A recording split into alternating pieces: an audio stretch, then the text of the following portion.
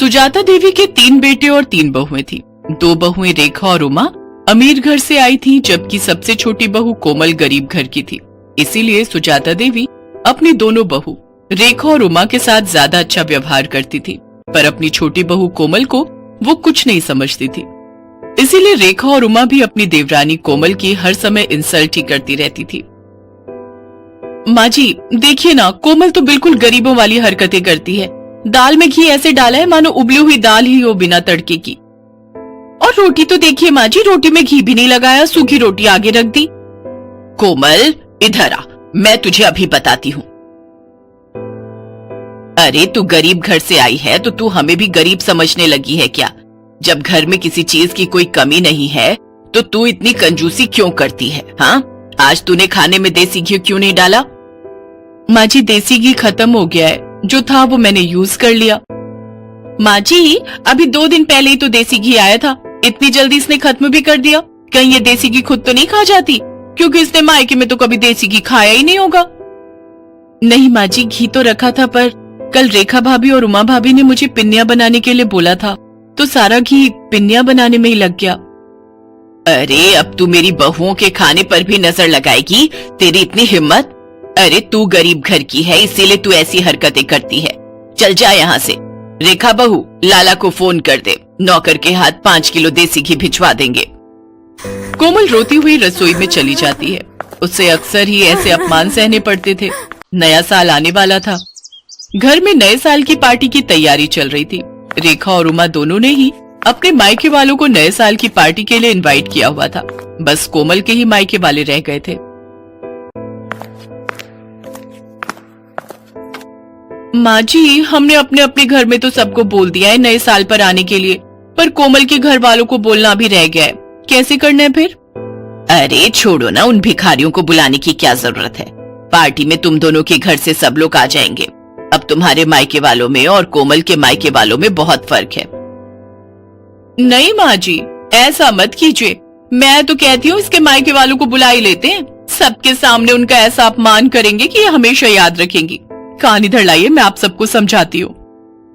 रेखा और उमा अपनी सास के साथ मिलकर कोमल के मायके वालों को अपमानित करने की योजना बनाती हैं। बहू, घर में नए साल की पार्टी है। रेखा और उमा के मायके वाले भी आ रहे हैं, तो मैं चाहती हूँ कि तुम भी अपने मायके वालों को न्योता दे दो। इस बार नया साल हम सब मिलकर मनाएंगे। जी माँ जी, मैं फोन कर देती हूँ। अब आएगा मजा, आने दो इसके मायके वालों को। कोमल को जरा सी भी भनक नहीं थी कि उसकी पीठ पीछे उसकी सास और जेठानियां उसके खिलाफ क्या षड्यंत्र रच रही है। 31 दिसंबर का दिन आ जाता है। कोमल के ससुराल में पार्टी की तैयारी चल रही थी। रेखा और उमा के मायके वाले आने शुरू हो गए थे। रेखा और उमा ने रसोई में घुसकर तक नहीं देखा। वो तो अपने मायके वालों के साथ ही बातों में लगी हुई थी। कोमल बहू, मेहमानों को पकवान परोस दिए ना? अच्छे से घी मिर्च मसाले बढ़िया डाले हैं ना? कोई कंजूसी मत करना। मेहमान खुश होकर जाने चाहिए। और तुम्हारे माता पिता भाई बहन सब कहाँ रह गए? बड़ी देर कर दी उन्होंने आने में। वो लोग भी समय पर आ जाते तो पार्टी का मजा ले लेते। जी माँ जी, मैंने सबको खाना परोस दिया है और वो मम्मी से मेरी बात हुई थी, बस पहुंचने वाले हैं। तभी कोमल के मम्मी पापा और भाई बहन आ जाते हैं। नमस्ते जी, नमस्ते। आओ आओ, बड़ी देर कर दी आप सबने आने में। आज 31 दिसंबर की वजह से बहुत भीड़ थी, ऑटो भी नहीं मिल रहा था। बड़ी मुश्किल से ऑटो मिला तो हम पहुंचे हैं। हाँ हाँ, मैं तो भूल ही गई थी। वो रेखा बहू और उमा बहू के घर वाले गाड़ी से आए हैं ना, तो मुझे आप लोगों का ध्यान ही नहीं रहा कि आप लोगों के पास तो गाड़ी ही नहीं है। और आप लोगों की तो इतनी हैसियत भी नहीं है कि गाड़ी खरीद सको। खैर छोड़ो, आओ आप सबको रेखा बहू और उमा बहू के घर वालों से मिलवाती हूँ। समधन जी, ये कुछ मिठाई लाए थे नए साल के आने की खुशी में। रख दीजिए। वैसे हमारे घर तो वो बड़ी दुकान है ना जो बाजार में है, वहीं से शुद्ध घी की मिठाई आती है। देखते हैं, अगर हमने नहीं खाई तो घर के नौकरों को दे देंगे, उनका भी तो नया साल है। कोमल सब सुन और समझ रही थी। वो अब तक ये जान चुकी थी कि उसके मायके वालों का बहुत अपमान हो रहा है, पर वो उस समय चुप रही। कोमल की जेठ जेठानी अपने अपने घर वालों की आवभगत में व्यस्त हो गए। सूरज ये सब देख रहा था। कोमल, अपने मम्मी पापा के लिए भी प्लेट लगा दो, सब लोग खाना खा रहे हैं। तुषार, ज्योति, चलो तुम लोग भी खाना खा लो, चलो। जी हाँ, बस मैं लगा ही रही हूँ। मम्मी पापा, तुषार, ज्योति, आओ बैठो, मैं आप सबको भी खाना परोस देती हूँ। कोमल जैसे ही खाना लेने रसोई में जाती है, वो देखती है सारे बर्तन खाली थे, उसमें खाना था ही नहीं। कोमल घबरा जाती है। अरे, बर्तनों में तो खाना ही नहीं है, मैंने तो बहुत सारा खाना बनाया था। क्या हुआ कोमल, तुम परेशान क्यों? अपने घर वालों के लिए खाना लगाओ। अच्छा नहीं लगता वो सब ऐसे ही बैठे हुए हैं। क्या खाना लगाऊं? खाना तो बचा ही नहीं है। मैंने इतने सारे पकवान बनाए थे, बल्कि ज्यादा ही बनाए थे। रसोई में तो कुछ भी नहीं है। अच्छा नहीं लगता सबसे इस बारे में पूछना। रुको, मैं कुछ करती हूँ। पर ऐसा कैसे हो सकता है? अगर तुमने ज्यादा खाना बनाया था तो आखिर खाना खत्म कैसे हो गया? मैं अभी माँ और भाभीियों से ये बात पूछता हूँ।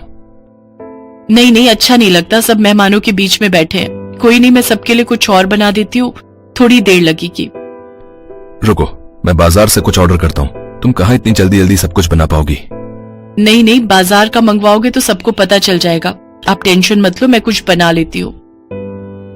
कोमल के मायके वाले बहुत देर तक बैठे रहे। कोमल सूरज को कुछ मंगवाने के लिए भी मना कर रही थी, क्योंकि उसके मम्मी पापा वगैरह को तो ये बात पता थी कि कोमल ने सारा खाना घर पर ही बनाया है। कोमल अपने मम्मी पापा का सम्मान रखने के लिए जल्दी जल्दी पूड़ियां और साथ में आलू की सब्जी बनाने लगी। तभी उसकी सास और दोनों जेठानी रसोई में आ गई। अरे कोमल, तुम ये पूड़ियां क्यों तल रही हो? इतना सारा खाना तो बचा हुआ है। अरे भाभी, आप समझते क्यों नहीं हो? कोमल अपने मम्मी पापा, अपने भाई बहनों को गरम गरम खाना खिलाना चाहती है। इसने हमारे घर वालों को तो ठंडा खाना खिला दिया, अब अपने घर वालों को बढ़िया पकवान खिलाना चाहती है। इसके घर वालों ने कभी ऐसा बढ़िया खाना खाया नहीं होगा ना, तभी ये ऐसा कर रही है। जब इतना खाना पड़ा था तो ये सब बनाने की क्या जरूरत थी बहू? ये देखो कितना सारा खाना बचा हुआ है। ये थोड़ी है कि हम अच्छे खासे पैसे वाले हैं तो खाने की बर्बादी करें। माँ जी, थोड़ी देर पहले तक ये खाना नहीं था। रसोई में सारे बर्तन खाली थे। मुझे नहीं पता था कि भाभीियों ने सारा खाना कमरे में रखा हुआ है। मुझे सब समझ आ गया है माँ जी।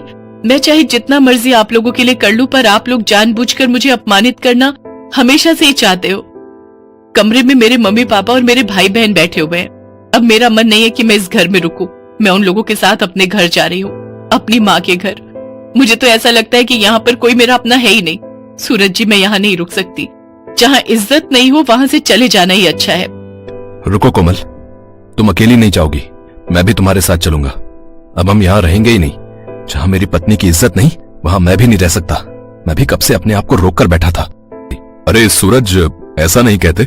कोई बात नहीं, छोटी छोटी बातें होती रहती हैं। कोमल, गुस्सा थूक दो। और माँ, आप सब भी नए साल के दिन इस तरह की हरकतें करके घर में क्यों सबका मूड खराब कर रहे हो? कोमल, शांत हो जाओ, अभी मेहमान चले जाएंगे, उसके बाद हम कल बात करेंगे। कोमल की सास और जेठानियां यही सोच रही थी कि शायद उन्होंने कुछ ज्यादा ही गलत कर दिया, पर अब बहुत देर हो चुकी थी। सूरज और कोमल ने अलग रहने का फैसला कर लिया और कुछ ही दिनों बाद वे दोनों अलग रहने चले गए। कोमल की सास और जेठानियों को बाद में खुद पर पछतावा होने लगा, क्योंकि कोमल के रहते उन्हें कोई काम ही नहीं करना पड़ता था। पर कोमल के जाने के बाद उनके सिर पर घर की सारी जिम्मेदारी आ गई और उन्होंने कोमल जैसी अच्छे स्वभाव वाली बहू का साथ खो दिया। कोमल अपने पति सूरज के साथ अपने छोटे से घर में सुकून से नए साल में नई जिंदगी की शुरुआत करती है।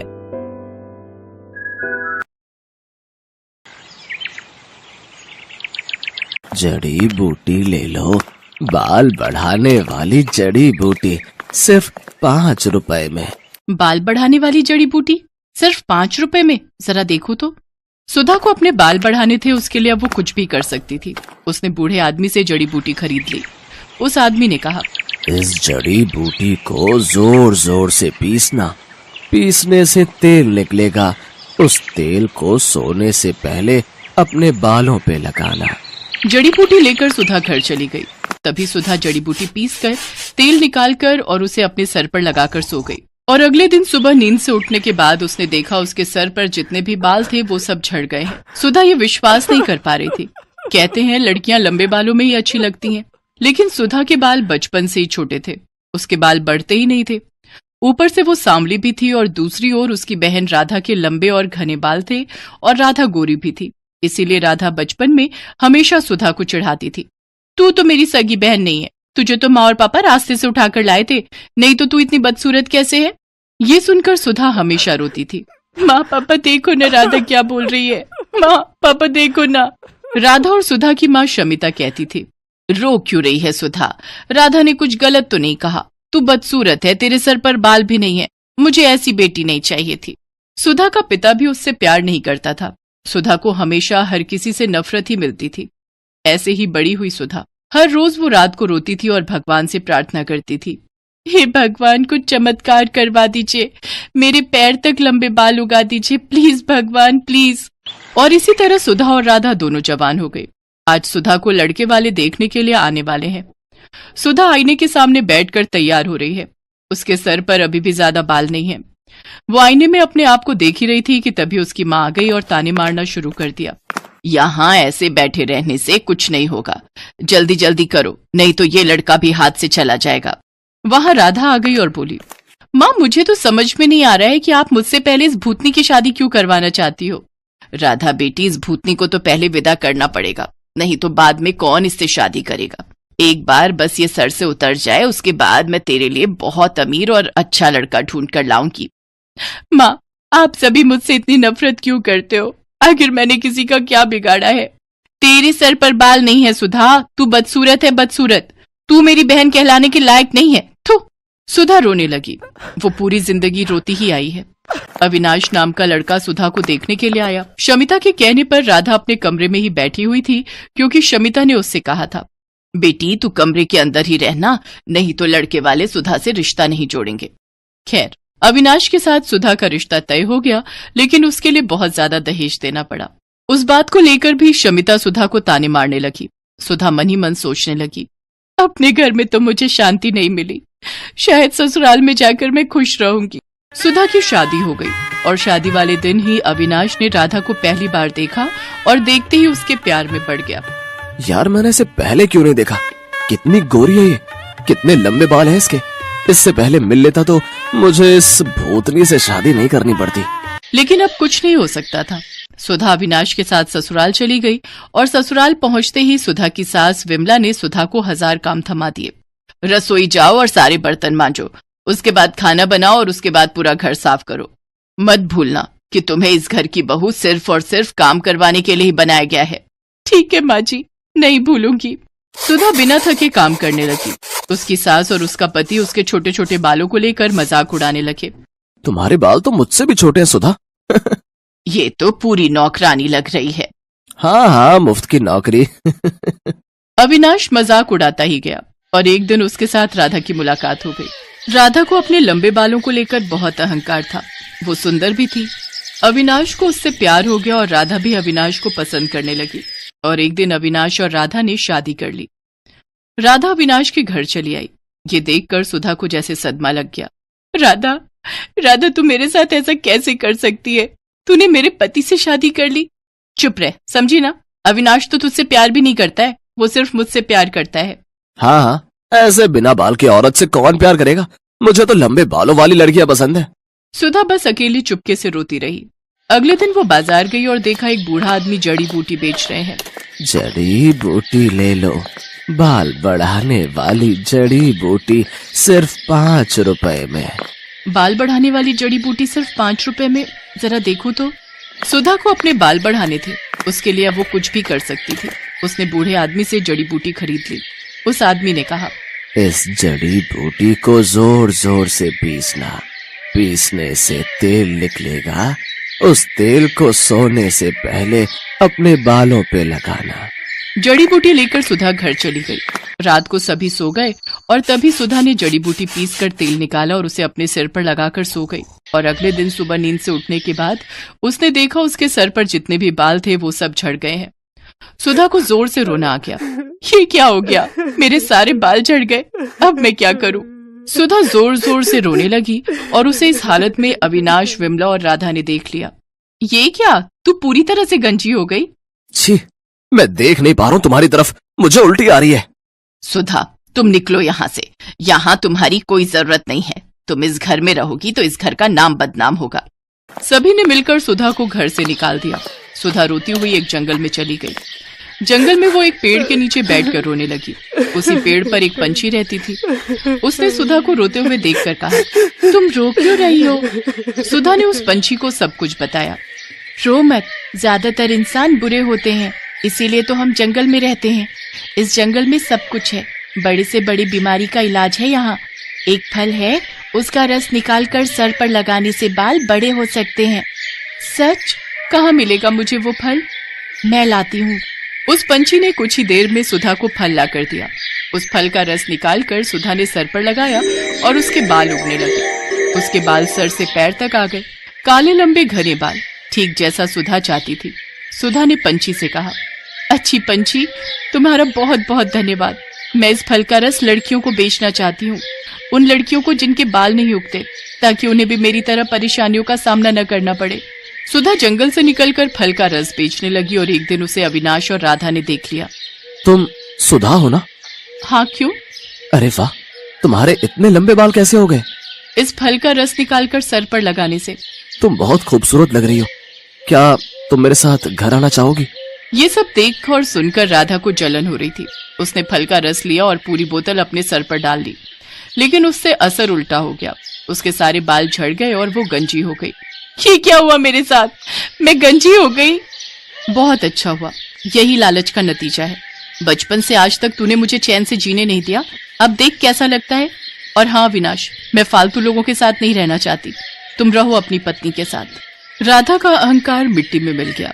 अविनाश को भी गंजी राधा के साथ ही रहना पड़ा और फल का रस बेचकर सुधा बहुत अमीर बन गई। चारों तरफ उसके बाल के चर्चे होने लगे और वो खुशी खुशी जिंदगी बिता